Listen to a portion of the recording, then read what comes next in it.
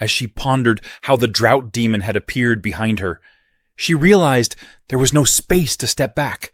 She was blocked by the table, but suddenly she remembered she had a gun. However, she was really nervous because the gun slipped from her hand.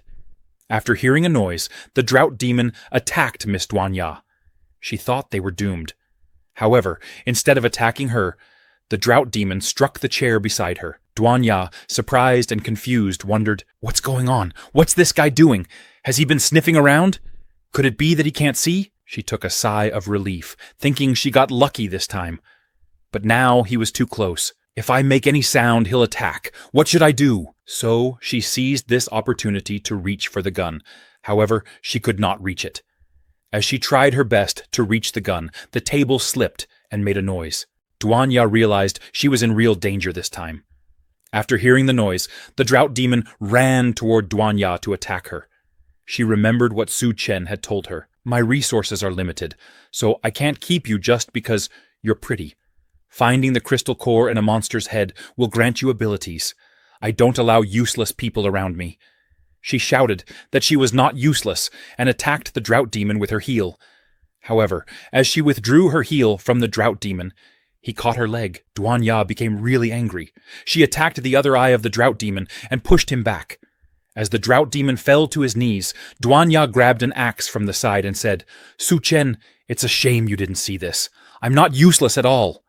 She stepped on the drought demon and said, "Let me see if there's a crystal core in your head." Meanwhile, at Engineering University, Bai Kong and Lu Xiaofeng followed Su Chen's advice and started organizing the students to evacuate. Bai Kong even contacted her brother Bai Ming, asking him to bring his troops to join them and ensure the students' safety, and the snake, which Su Chen paid special attention to, also began its mutation. So Su Chen went into the laboratory department of reptiles and snakes. He stood in front of a mutated snake and said, "Let me see just how far you can mutate." He even prepared a big bucket of water for it, thinking that the snake needed to get into the water to complete its mutation. This would save him the trouble. As the snake entered the water bucket, it started its mutation. Su Chen was really surprised to see the snake's mutation in front of him. Suddenly, the water bucket exploded, and Su Chen's vision was blocked by the explosion. As his vision cleared, he saw that the little snake had mutated into a giant snake. Surprised, Su Chen said, "Such massive growth from just the initial mutation? Good thing it was only given a bucket of water. It would have been a disaster if it had waited for the flood to come." Su Chen retrieved a sword from his dimensional storage and asked the mutated snake, "If you choose to submit to me, I might consider keeping you as a pet." However, the mutated snake chose to escape. As it saw a window, it tried to escape through it. Su Chen, surprised, thought, "Looks like this guy has really grown some intelligence." As the mutated snake thought it had successfully escaped, Su Chen jumped from the window and attacked the snake, saying, "So this is the snakeskin walk? Unfortunately, it's not fast enough." However, his sword broke upon hitting the snake, and he realized that the mutated snake's scales were actually really hard, and he couldn't kill it with an ordinary sword. On the other hand, the mutated snake saw this as an opportunity and tried to attack Su Chen. However, Su Chen dodged the attack and countered, saying, "If the blade doesn't work, then I'll just use my fists to smash you to death." He jumped into the air and punched the mutated snake, smashing it into the ground.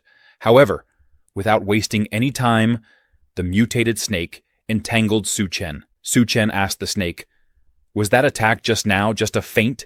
Is this your true goal?" After entangling Su Chen, the mutated snake opened its mouth to eat him. On the other hand, Bai Ming teasingly asked his sister Bai Kong, "What? Can't bear to part with that handsome guy named Su Chen?" Bai Kong replied, "If you don't speak, no one will think you're mute." Bai Ming then asked her if she really liked him. He added, "If Su Chen stays here, isn't he doomed?" Bai Kong responded, "Su Chen won't die." Bai Ming asked if she was sure. She explained, "The first time I saw Su Chen, I could tell he was very strong. That deep gaze, mysterious and unfathomable. It's like he's a monster. We will definitely meet again." Meanwhile, Su Chen grabbed the mutated snake and said, "You don't think this will trap me, do you? I've heard snakes have highly developed nerves. Even if you chop off their heads, they can still bite. But what if it's like this?" After saying this, he swung the snake rapidly to free himself from its entanglement. Then, he opened the snake's mouth, placed his leg on its jaw, and cut it into 2 pieces. After killing the mutated snake, he grabbed the purple crystal from its head and smiled, saying, "Let's see what kind of ability you can bring me." If the extreme heat destroyed people's will, then the flood, sweeping the entire world, completely obliterated human civilization. Even inland cities like Chengdu could not escape the devastation of the flood. The low terrain of Engineering University left only tall buildings like the administrative building above water. Meanwhile, Su Chen, having absorbed the Golden King Snake's crystal core, was now immersed in the floodwaters. He thought, as expected, absorbing the Golden King Snake's crystal core granted me a new ability, and my body has undergone further changes. After coming in contact with water, his body not only developed tiny scales, but his strength also qualitatively improved. His eyes became more sensitive to light, as if a protective membrane had formed in front of them. He also noticed that he was not using his mouth or nose to breathe, yet he didn't feel any suffocation. It felt as if he was breathing through his skin. Is this the ability of the Golden King Snake? He wondered. Although it wasn't the water manipulation ability he expected, being able to breathe underwater was quite beneficial to him at this time. As he emerged from the water, he noticed that the floodwaters surged from the Green City Hotel area. Swimming upstream against the current was possible, but he worried that the current was fierce, and the debris in the water acted like hidden weapons. It seemed the volcanic eruption had reached its peak. Because Chengdu was far from the volcano, the sky still looked relatively clear. However, when massive amounts of volcanic ash filled the air, blocking out the sun, a doomsday winter wouldn't be far off. In the face of these apocalyptic events, human civilization seemed like a joke. To avoid becoming prey, one must enhance their strength. In his previous life, after the Great Flood, Chengdu saw the emergence of several powerful factions. The low-level terrain in the northern part of the city, forming a water area, was occupied by the army of the Golden King Snake and the female Corpse King. The southern part of the city became the gathering place for the cannibalistic tribe of the Devourer clan.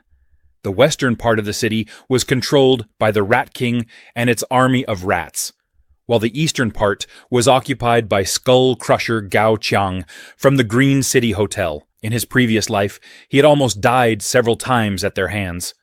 But in this life, he had already dealt with Gao Qiang and the Golden King Snake ahead of time. To stay strong, the best method was to obtain the remaining crystal cores. However, the Devourer clan had a large population and numerous factions. The female Corpse King was elusive, making it nearly impossible to find her now. In his previous life, the University of Technology had experienced a rat plague. The Rat King should be there, he wondered. If he could find it in advance, he could obtain its crystal core with minimal effort. But as he was relaxing, he noticed that he was surrounded by a drought demon. On the other hand, there were 2 people hanging on a mobile tower in the middle of the floodwaters. Suddenly, one of the men with a beard noticed something and said to the other person, "Someone seems to be swimming towards us." The other person told him to stop making a fuss. At this point, anyone in the water is as good as dead. But as he looked in that direction, he noticed that the man was none other than Su Chen. Both of them were really surprised, wondering how this guy hadn't been drowned by the flood. They were really angry at Su Chen, saying, "If the Bureau hadn't sent us to watch this guy, we wouldn't be stuck in this flood. If he dares to come here, I'll kick him right back into the water." But the bearded man noticed that this guy was moving really fast, and it looked like something was following him. Upon closer inspection, he became scared and wondered, what the hell are those things in the water? However, he was even more surprised to see Su Chen wondering how he could swim so fast against the current. After noticing that Su Chen was heading in their direction, they yelled, "Su Chen, we're from the Federal Bureau of Evolution. I'm warning you, don't come any closer." Upon hearing the name Federal Bureau of Evolution, Su Chen thought to himself, in this lifetime, their influence has already spread this far? Perfect. I can get some information on the situation. So he jumped towards them, placed his foot on it, and climbed to the top of the tower. The bearded man tried to push him down. However, the other man caught his hand in time and told him to hold on to the pillar.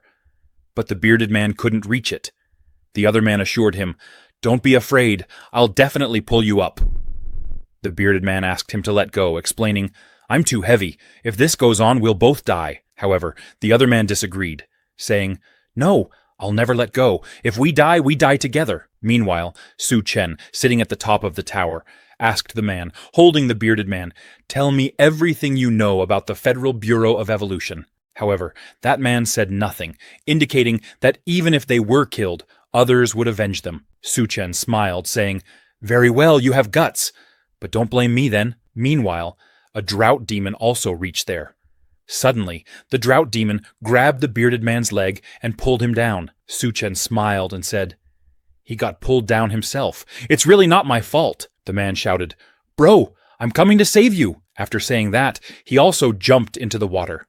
However, he realized that he was no match for the drought demon, thinking, "I'm going to die." But suddenly, Su Chen killed all the drought demons one by one. After seeing Su Chen, the man was really surprised, thinking, "This guy, is he really human? He's too strong." A moment later, when Su Chen saved both of them, the man expressed his gratitude to Su Chen, saying, "I do owe you one. I'll tell you what I know." He explained that they were actually sent by the Federal Bureau of Evolution to monitor him. The Federal Bureau of Evolution is located at the Science and Technology University, led by Chief Lu and a team of researchers. They just do what they're told, following whatever orders come from above. Upon hearing the name Science and Technology University, Su Chen realized that the last time, the rat disaster also erupted at the Science and Technology University. It seems like there's a connection between the rat disaster and the Federal Bureau of Evolution. He asked them about the lab there, querying if they conduct research on rats. The man explained that only researchers are allowed into the labs, and they don't know much about what goes on inside. After hearing everything, Su Chen made up his mind to investigate the situation there before the rat disaster could unfold again. Meanwhile, Duan Ya, who is still in the Green City Hotel, luckily obtained a crystal core from a zombie's head. She has already consumed the crystal core, but she didn't feel any change and wondered if she had succeeded. Meanwhile, she also noticed that the water had reached the top floor.